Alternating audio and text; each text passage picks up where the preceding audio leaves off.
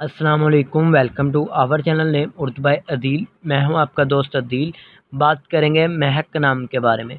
जानते हैं कि हम महक नाम का मायने क्या होता है और महक नाम वाली लड़कियां कैसी होंगी। उससे पहले अगर अभी तक आपने हमारे चैनल को सब्सक्राइब नहीं किया तो जल्दी से चैनल को सब्सक्राइब कर लें और साथ वाले घंटी वाले बटन पर ज़रूर क्लिक कर दें। नाम है महक।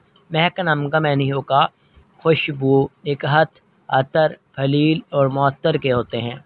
अगर बात करें महक नाम की तहलीक ज़बान की तो ये उर्दू ज़बान का नाम होता है। महक जिन्स लड़की होती है।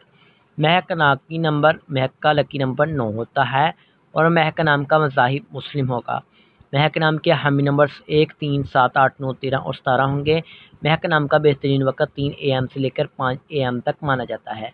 महक नाम के मुआफ़ी दिन में जुमा और हफ्ता शामिल होगा। अगर बात करें कि महक नाम वाली लड़कियाँ कैसी होंगी, तो आप ज़िंदगी की बारीकियों को जानना चाहती हैं, आप ज़िंदगी के हर पहलू को समझना चाहती हैं।